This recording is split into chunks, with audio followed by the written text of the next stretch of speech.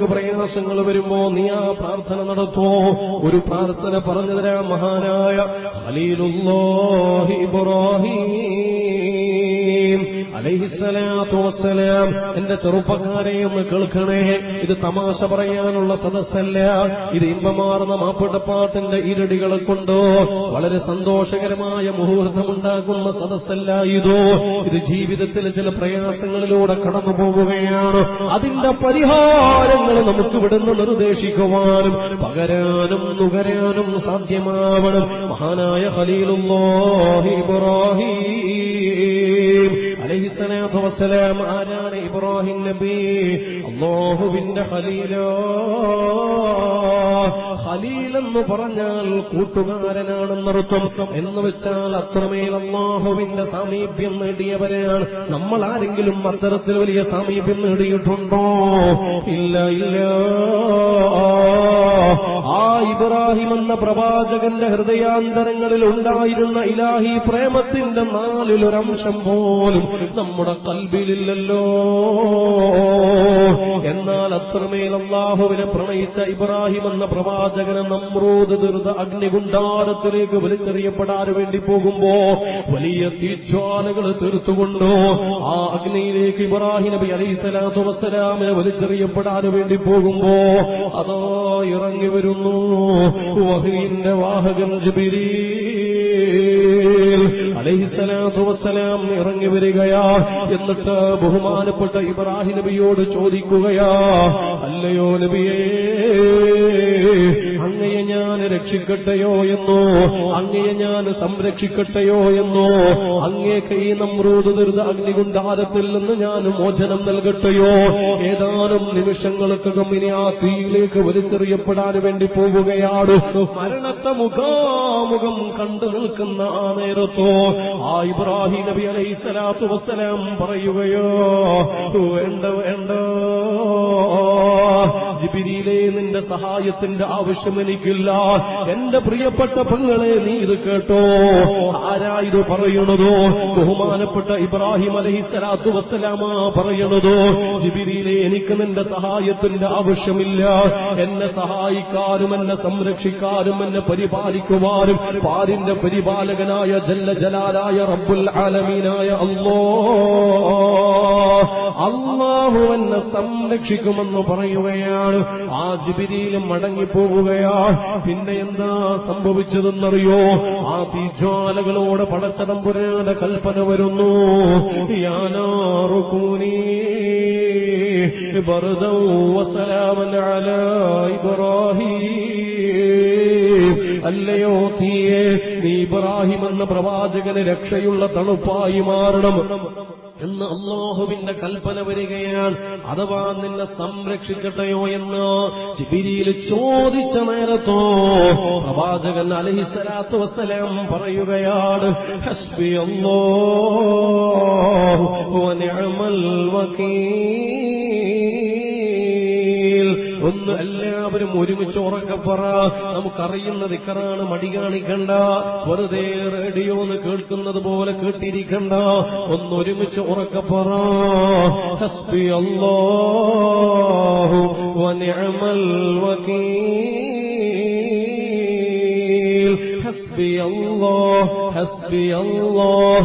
എനിക്കെന്റെ റബ്ബ് മതി, എനിക്കെന്റെ റബ്ബ് മതി, എനിക്കെന്റെ റബ്ബ് മതി എന്നർത്ഥം വരുന്ന ദിക്റാണ് ചൊല്ലിയതെങ്കിലോ അതിന്റെ പരിണിത ഫലമായി ആ തീജ്വാലകളിലേക്ക് ഇബ്രാഹിം നബി അലൈഹിസ്സലാത്തു വസ്സലാമിന് എടുത്തെറിയപ്പെട്ടിട്ട് പോലും ഇബ്രാഹിം എന്ന പ്രവാചകന്റെ ഒരു അധ്യായം അഥവാ നിന്റെ വിഷമങ്ങളും പ്രയാസങ്ങളും തീർത്തു തരാൻ ആ ഇബ്രാഹിം നബി അലൈഹിസ്സലാത്തു വസ്സലാം ചൊല്ലിയ ദിക്റുണ്ടല്ലോ, അത് ചൊല്ലിക്കോ, ചൊല്ലിക്കോ.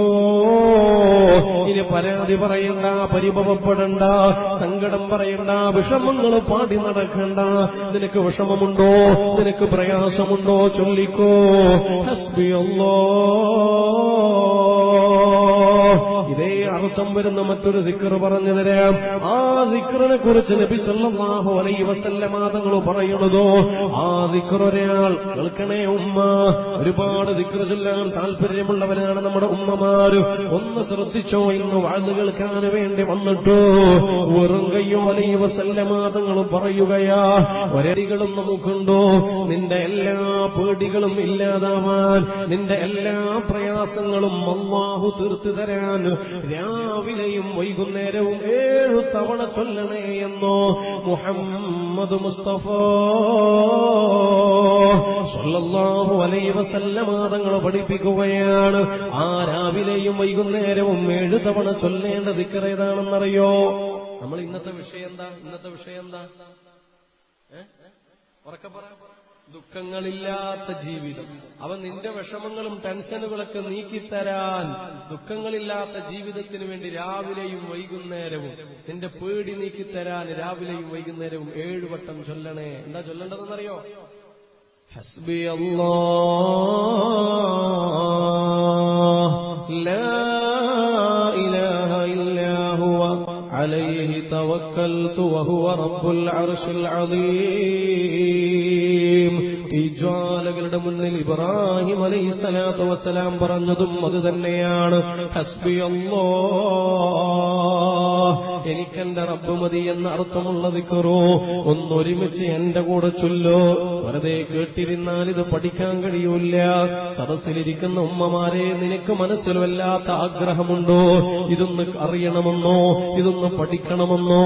എല്ലാ ദിവസവും രാവിലെയും വൈകുന്നേരവും 7 തവണ ഇത് ചൊല്ലണമെന്നോ?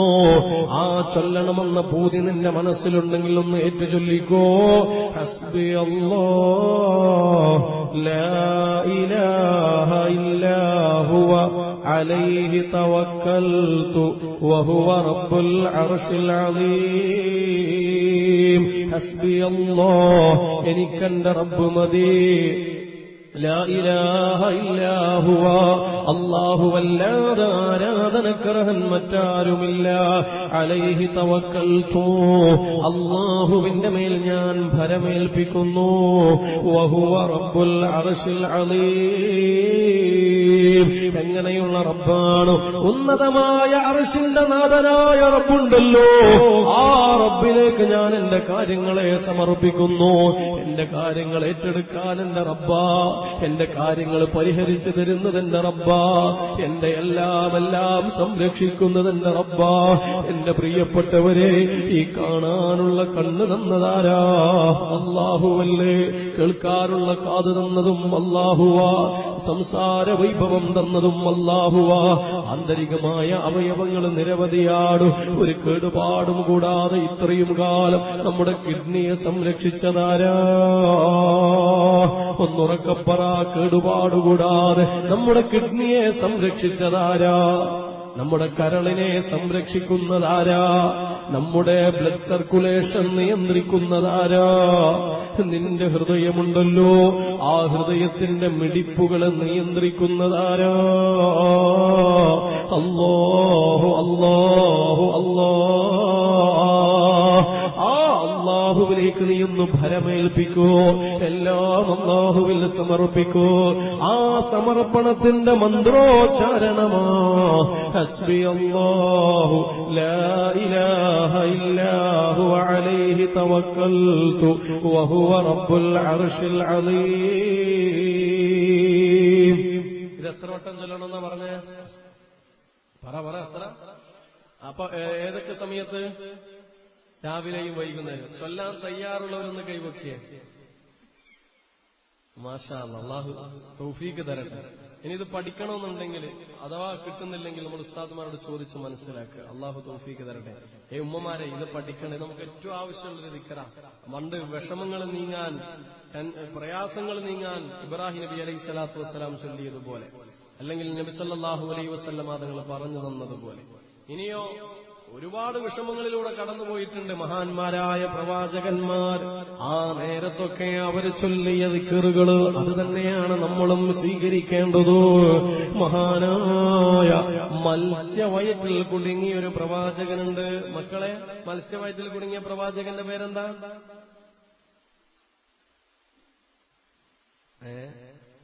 മത്സ്യവറ്റിൽ കുടുങ്ങിയ പ്രവാചകന്റെ പേര് യൂസുഫ് നബിയാ? യൂനുസ് നബി അലൈഹിസ്സലാം. യൂനുസ് നബി അലൈഹിസ്സലാത്തു വസ്സലാം മത്സ്യവയറ്റിൽ കുടുങ്ങിയ നേരത്തോ 40 ദിവസം തുടർച്ചയായി ചൊല്ലുകയാ ലാ ഇലാഹ ഇല്ലാ അൻത സുബ്ഹാനക ഇന്നി കുന്തു മിനൽ ളാലിമീൻ.